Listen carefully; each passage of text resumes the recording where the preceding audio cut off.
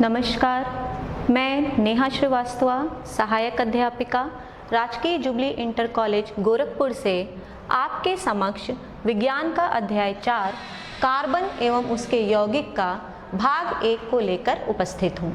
बच्चों, इस भाग 1 में हम कार्बन का सामान्य परिचय, कार्बन के भौतिक गुण, कार्बन की सहसंयोजकता, कार्बन के अपर रूप एवं कार्बन की सर्वतोमुखी प्रकृति के बारे में जानेंगे।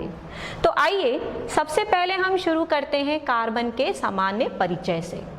बच्चों, पिछली कक्षाओं में आपने विभिन्न तत्वों की कई विशेषताएं तथा रासायनिक अभिक्रियाओं के बारे में जाना होगा और आपने यह भी सुना होगा कि अब तक लगभग 118 तत्व या एलिमेंट्स की खोज हो चुकी है।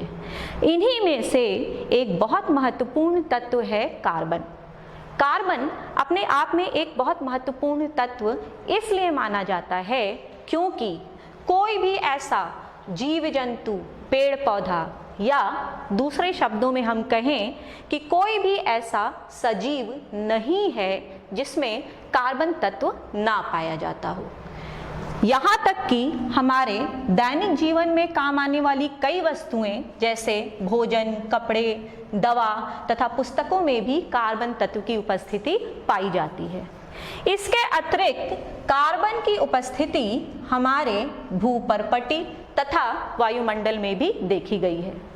भूपर्पटी पे कार्बन 0.02% पाया जाता है और यह कार्बन कार्बोनेट, हाइड्रोजन कार्बोनेट, कोयला तथा पेट्रोलियम, जिससे कि हम भली भांति परिचित हैं, इन रूपों में पाया जाता है। इसके अतिरिक्त कार्बन हमारे वायुमंडल में कार्बन डाइऑक्साइड गैस के रूप में भी पाया जाता है, जिसका प्रतिशत 0.03 है।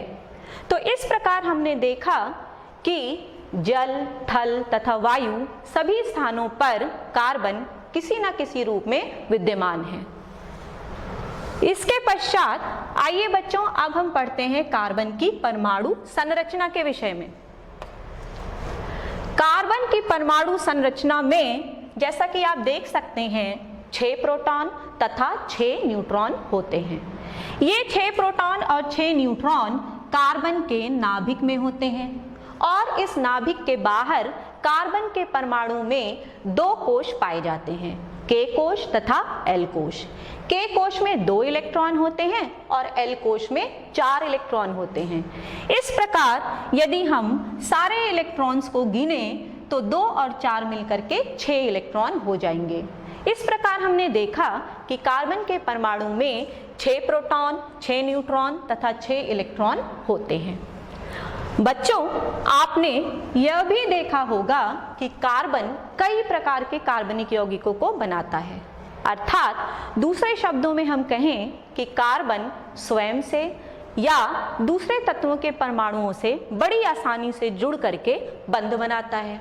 अब ये बंध क्या होते हैं और कार्बन किस प्रकार के बंध बनाता है, आइए हम इसको शुरू करते हैं। तो सबसे पहले हम पढ़ेंगे कार्बन के बंध की प्रकृति, लेकिन उससे पहले आपको यह जानना आवश्यक है कि रासायनिक बंध क्या होते हैं। किसी अणु में विभिन्न परमाणु जिन आकर्षण बलों के द्वारा एक दूसरे से बंधे रहते हैं वे रासायनिक बंध या आबंध कहलाते हैं। इसको हम एक उदाहरण से समझते हैं। जैसे कि मैंने मान लिया कि एक अणु है CaO, ये CaO का अणु सूत्र है। इस CaO में 2 तत्वों के परमाणु उपस्थित हैं, कैल्शियम तथा ऑक्सीजन। लेकिन इन दोनों तत्वों के परमाणु को अणु के रूप में बांधे रखने के लिए इनमें कोई ना कोई आकर्षण बल तो अवश्य कार्य करता होगा। इसी आकर्षण बल को हम बंध या बॉन्ड कहते हैं। तो अब ये बंध कितने प्रकार के होते हैं? बच्चों, ये बंध 3 प्रकार के होते हैं, वैद्युत संयोजक बंध, सहसंयोजक बंध तथा उपसह संयोजक बंध। इन तीनों बंधों के बारे में आपने पिछले अध्याय में भली भांति पढ़ा है, लेकिन चूंकि इस अध्याय में आपको कार्बन तथा कार्बन के यौगिकों के बारे में विस्तार से जानना है, इसलिए सहसंयोजक बंध के पूर्व आप वैद्युत संयोजक बंध को थोड़ा सा रिवाइज अवश्य कर लें। तो सबसे पहले मैं आपको वैद्युत संयोजक बंध के बारे में बताऊंगी। वैद्युत संयोजक बंध परमाणुओं के मध्य इलेक्ट्रॉनों के स्थानांतरण से बनता है। इसे हम इलेक्ट्रोवैलेंट बॉन्ड भी कहते हैं। जैसे कि मैंने मान लिया कि दो तत्व के परमाणु हैं, इनमें से एक परमाणु इलेक्ट्रॉन देने की क्षमता रखता है तथा दूसरा परमाणु इलेक्ट्रॉन को लेने की क्षमता रखता है। जिसके पास इलेक्ट्रॉन देने की क्षमता है वह दूसरे को इलेक्ट्रॉन दे देगा और जिसके पास लेने की क्षमता है वह आसानी से उस इलेक्ट्रॉन को ग्रहण कर लेगा। जिसने इलेक्ट्रॉन दिया वह मेटल होता है और जिसने इलेक्ट्रॉन लिया वह प्रायः नॉन मेटल होता है। तो मेटल और नॉन मेटल से ये वैद्युत संयोजक बंध बनते हैं। लेकिन अब सवाल यह उठता है कि दो तत्वों के परमाणुओं के बीच में ये इलेक्ट्रॉन का आदान प्रदान क्यों होता है? इलेक्ट्रॉनों का आदान प्रदान इसलिए होता है क्योंकि सभी तत्वों के परमाणुओं की यह प्रवृत्ति होती है कि वह अपने निकटतम उत्कृष्ट गैस जैसी स्थायी इलेक्ट्रॉनिक संरचना को प्राप्त करना चाहते हैं। जैसे यदि हमने माना कि सोडियम है, सोडियम का निकटतम उत्कृष्ट गैस हो जाएगा नियॉन। तो सोडियम को अपनी संरचना अपने निकटतम उत्कृष्ट गैस नियॉन की इलेक्ट्रॉनिक की संरचना की भांति करनी होगी। इसके लिए सोडियम अपना एक इलेक्ट्रॉन आसानी से दे देगा। तो इस प्रकार हमने देखा कि सभी तत्वों के परमाणुओं की यह विशेषता होती है कि वह इलेक्ट्रॉनों का आदान प्रदान करके अपने निकटतम उत्कृष्ट गैस के जैसी संरचना को प्राप्त करना चाहते हैं। अब अगला प्रश्न यह उठता है कि उन्हें निकटतम उत्कृष्ट गैस की जैसी संरचना क्यों चाहिए? यदि वह अपने निकटतम उत्कृष्ट गैस की जैसी संरचना को प्राप्त कर लें तो वह स्टेबल हो जाएंगे या स्थिरता को प्राप्त कर लेंगे। अब ये जो नोबल गैस होते हैं उसमें हीलियम को छोड़ करके सभी नोबल या उत्कृष्ट गैसों के बाह्यतम कक्ष में 8 इलेक्ट्रॉन उपस्थित होते हैं। हीलियम में सिर्फ 2 इलेक्ट्रॉनों की उपस्थिति होती है। इसे हम एक उदाहरण की सहायता से समझेंगे। जैसे कि हमने यहाँ पर एक उदाहरण ले लिया सोडियम क्लोराइड का। सोडियम क्लोराइड में 2 तत्वों के परमाणु उपस्थित हैं, सोडियम के तथा क्लोरीन के। सोडियम का निकटतम उत्कृष्ट गैस है नियॉन तथा नियॉन की इलेक्ट्रॉनिक संरचना है 2,8 और क्लोरीन का निकटतम उत्कृष्ट गैस है आर्गन और आर्गन का इलेक्ट्रॉनिक विन्यास है 2,8,8। सोडियम को अपना इलेक्ट्रॉनिक विन्यास नियॉन की तरह चाहिए, अतः सोडियम अपना एक इलेक्ट्रॉन क्लोरीन को दे देगा। तो सोडियम ने जब अपना एक इलेक्ट्रॉन क्लोरीन को दिया तो उसने अपने निकटतम उत्कृष्ट गैस की जैसी संरचना को प्राप्त कर लिया। इसी प्रकार क्लोरीन का इलेक्ट्रॉनिक विन्यास है 287 और क्लोरीन को अपना इलेक्ट्रॉनिक विन्यास आर्गन की तरह करना है। यदि वह सोडियम से एक इलेक्ट्रॉन को ले तो उसका इलेक्ट्रॉनिक विन्यास हो जाएगा 288 और वह आर्गन की तरह का हो जाएगा। इसलिए सोडियम ने अपना एक इलेक्ट्रॉन दे दिया क्लोरीन को। एक इलेक्ट्रॉन देने के कारण सोडियम पर आया धनावेश और एक इलेक्ट्रॉन लेने के कारण क्लोरीन पर आया ऋणावेश।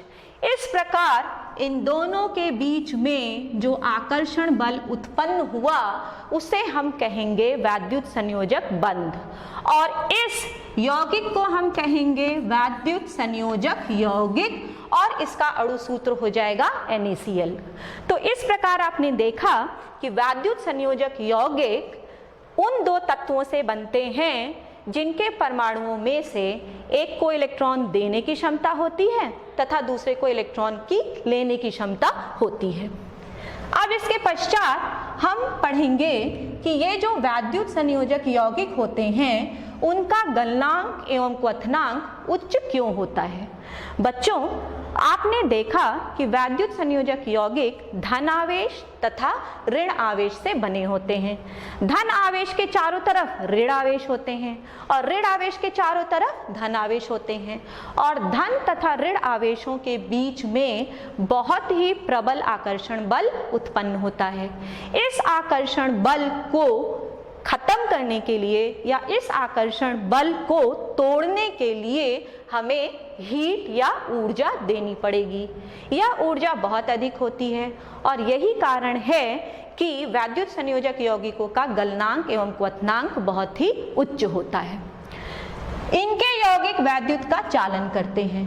बच्चों, यदि वैद्युत संयोजक यौगिकों में उपस्थित धन आवेश तथा ऋण आवेश को हम अलग कर दें तो इनमें स्वतंत्र आवेश या फ्री आयंस बन जाएंगे और इन्हीं स्वतंत्र आवेशों या फ्री आयंस के कारण ये वैद्युत का चालन करेंगे। अब हम पढ़ेंगे वैद्युत संयोजक बंध के पश्चात सहसंयोजक बंध।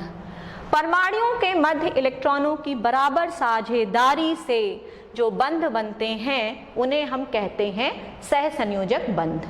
यदि हमने मान लिया कि दो तत्वों के परमाणु हैं, उनमें से ना किसी में इलेक्ट्रॉन देने की क्षमता है ना किसी में इलेक्ट्रॉन लेने की क्षमता है, तो वो करेगा क्या? फिर उन दोनों तत्वों के परमाणु बराबर बराबर इलेक्ट्रॉन की साझेदारी करेंगे और इस साझेदारी से जो आकर्षण बल उत्पन्न होगा उसे हम कहेंगे सहसंयोजक बंध या कोवैलेंट बॉन्ड। यदि दोनों तत्वों के परमाणुओं के मध्य एक एक इलेक्ट्रॉन की साझेदारी हो तो एकल बंध या सिंगल बॉन्ड बनेगा। यदि दोनों तत्वों के परमाणुओं के मध्य दो दो इलेक्ट्रॉन की साझेदारी हो तो द्विबंध अथवा डबल बॉन्ड बनेगा। यदि दोनों तत्वों के परमाणुओं के मध्य तीन तीन इलेक्ट्रॉन की साझेदारी हो तो त्रिबंध या ट्रिपल बॉन्ड बनेगा। अब हम देखेंगे कि कार्बन सहसंयोजक आबंध या कोवैलेंट बॉन्ड क्यों प्रदर्शित करता है। बच्चों, इसके लिए हम फिर से चलते हैं कार्बन की परमाणु संरचना पे। कार्बन की परमाणु संरचना में मैंने आपको बताया कि कार्बन के कोशों में 2 और 4 इलेक्ट्रॉन होते हैं। के कोश में 2 और एल कोश में 4 इलेक्ट्रॉन होते हैं।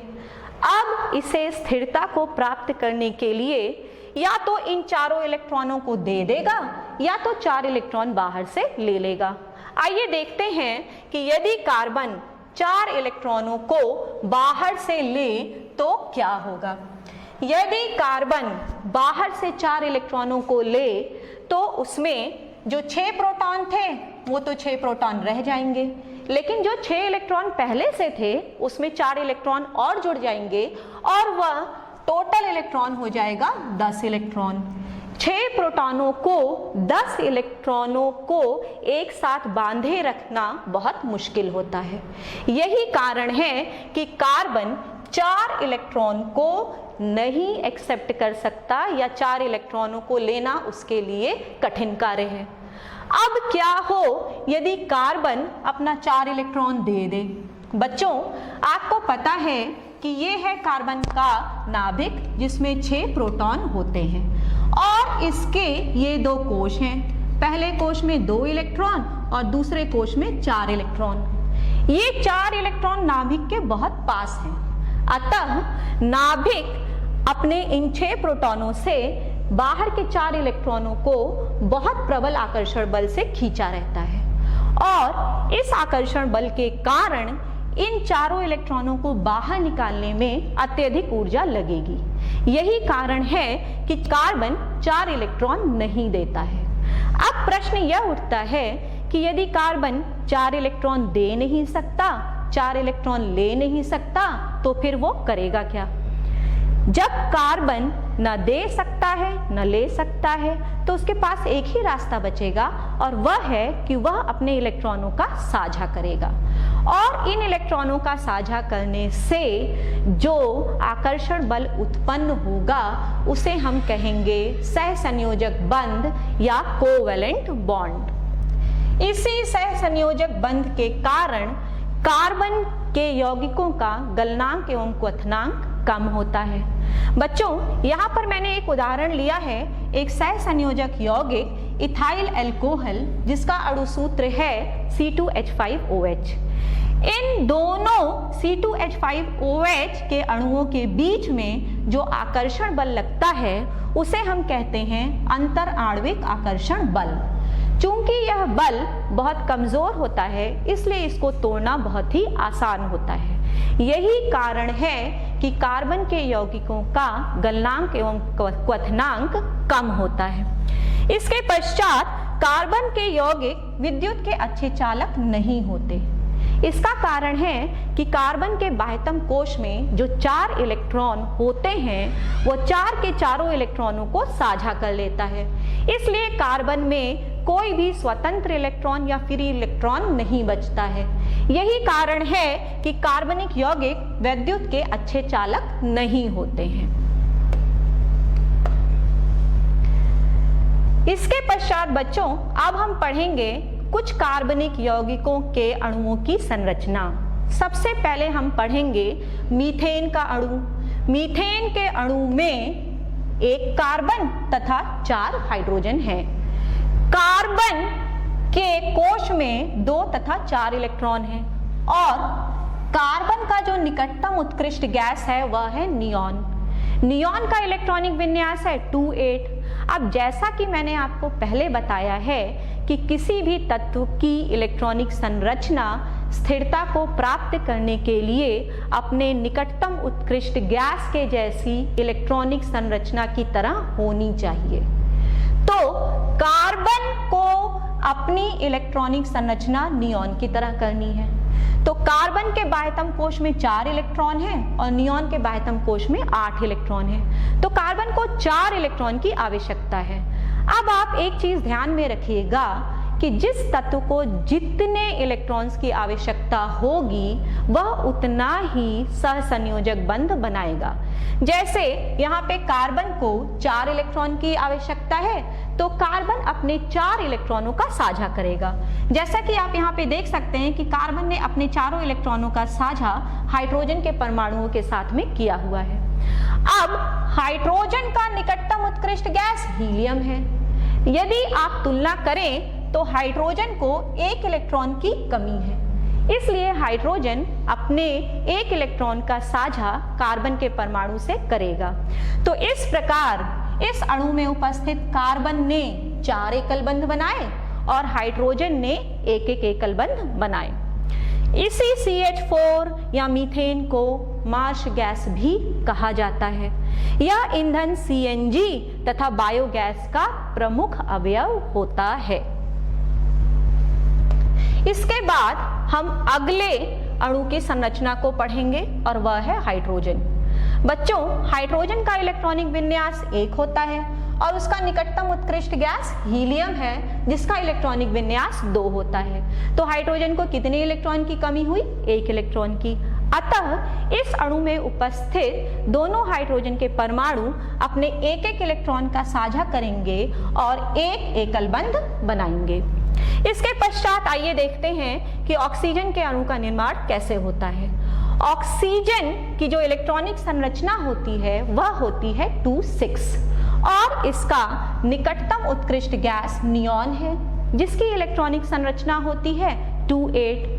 तो अब आप तुलना कीजिए कि इस ऑक्सीजन को कितने इलेक्ट्रॉन की कमी है नियॉन की तरह की इलेक्ट्रॉनिक संरचना को प्राप्त करने के लिए। तो इस ऑक्सीजन को 2 इलेक्ट्रॉन की कमी है और मैंने आपको बताया है जिसको जितने इलेक्ट्रॉन की कमी होगी वह उतने ही इलेक्ट्रॉनों का साझा करेगा।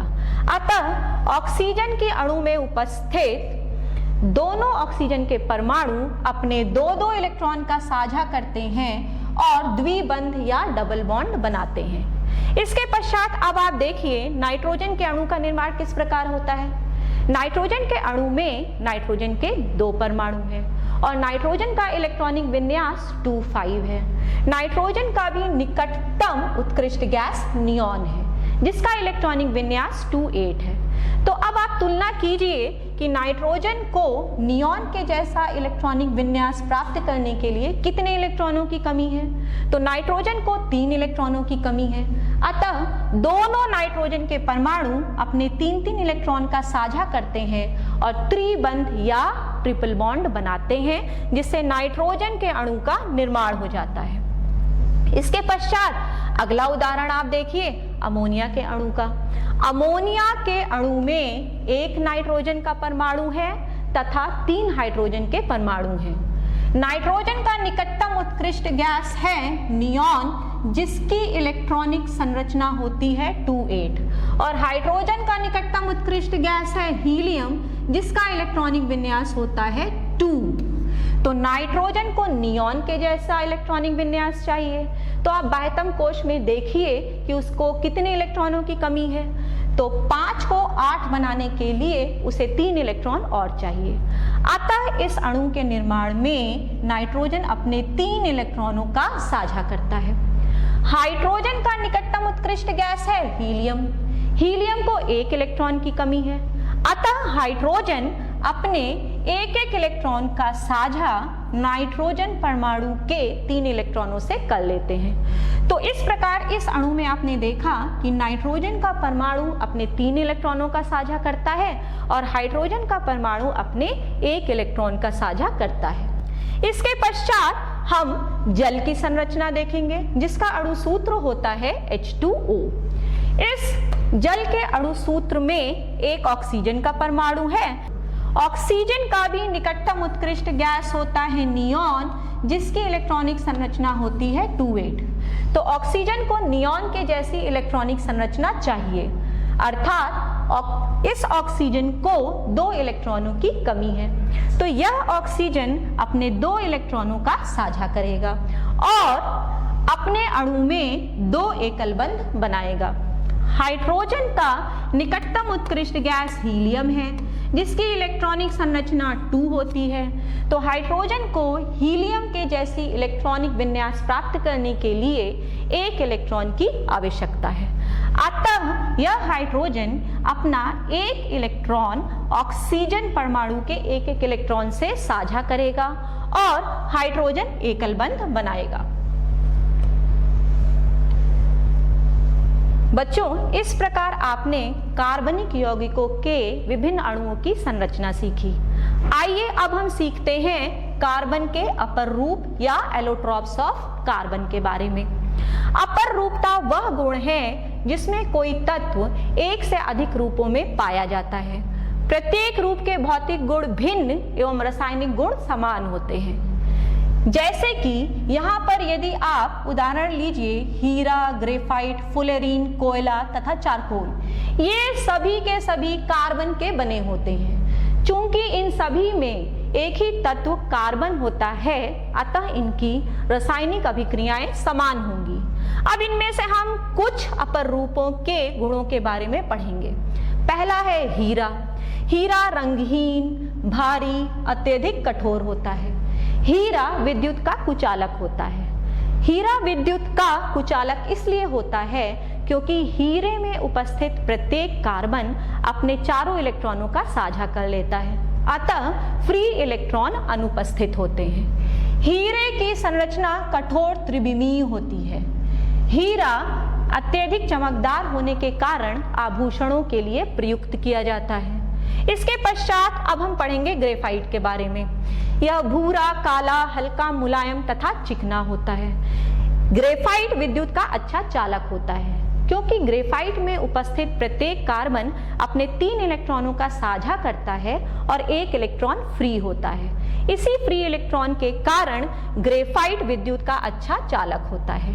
ग्रेफाइट की संरचना परतीय होती है तथा षटकोण के रूप में होती है।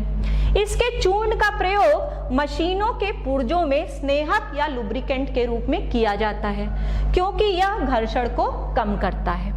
इसके पश्चात अगला अपर रूप आप देखिए कार्बन का, वह है फुलेरीन। फुलेरीन का अणु सूत्र Cn होता है। यहाँ पर N कार्बन के परमाणुओं की संख्या को प्रदर्शित करता है।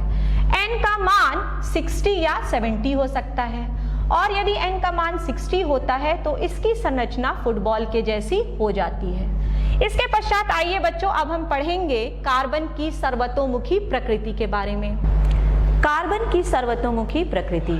बच्चों, कार्बन अनगिनत संख्या में कार्बनिक यौगिकों का निर्माण करता है और इसके दो प्रमुख कारण हैं। पहला है श्रृंखलन और दूसरा है कार्बन की चतुसंयोजकता। श्रृंखलन से तात्पर्य है कि कार्बन अपने ही जैसे दूसरे कार्बन के परमाणुओं के साथ बड़ी ही आसानी से सहसंयोजक बंध बनाता है और कई प्रकार की श्रृंखलाओं का निर्माण करता है। जैसे यदि मैं आपसे कहूं कि आपके पास 5 कार्बन है तो आप उससे कितने प्रकार की श्रृंखलाओं को बना सकते हैं। आइए इसे हम इस उदाहरण से समझते हैं। यहाँ पर मैं आपको सिखाऊंगी कि 5 कार्बन से आप कितने प्रकार की श्रृंखलाओं को बना सकते हैं। जैसे आप पहली चेन को देखिए, इसमें जो 5 कार्बन हैं उन्होंने सीधी श्रृंखला का निर्माण किया है और दूसरी उदाहरण को देखिए, इसमें शाखाओं वाली श्रृंखला का निर्माण हुआ है। इसमें कार्बन ने रिंग या वलय जैसी श्रृंखला बनाई है तथा इसमें कार्बन की चेन में एक स्थान पर द्विबंध उपस्थित है। इस वाले उदाहरण में कार्बन की चेन में एक स्थान पर त्रिबंध की उपस्थिति है। इस लास्ट वाले उदाहरण में कार्बन ने एक ही चेन में द्विबंध तथा त्रिबंध दोनों का निर्माण किया है। तो इस तरह से आप देख सकते हैं कि कार्बन अपने श्रृंखलन के गुण के कारण कई प्रकार की श्रृंखलाओं का निर्माण करता है। इसके पश्चात जो दूसरा गुण है वह है कार्बन की चतुसंयोजकता। बच्चों, कार्बन अपने बाह्य कोश में उपस्थित चारों इलेक्ट्रॉनों का साझा बड़ी ही आसानी से कर लेता है। यह हाइड्रोजन, सल्फर, क्लोरीन, ऑक्सीजन इत्यादि सभी तत्वों के परमाणुओं के साथ बड़ी ही आसानी से सहसंयोजक बंध बनाता है। तो इस प्रकार बच्चों, आपने कार्बन की सर्वतोमुखी प्रकृति को समझा और यह जाना कि कार्बन असंख्य कार्बनिक यौगिक कैसे बनाता है। तो बच्चों, आज की इस वीडियो में हमने निम्न महत्वपूर्ण बिंदुओं पर चर्चा की। कार्बन का परिचय, उसके भौतिक गुण, सहसंयोजकता, अपर रूप तथा उसकी सर्वतोमुखी प्रकृति। बच्चों, ये आपका गृह कार्य है।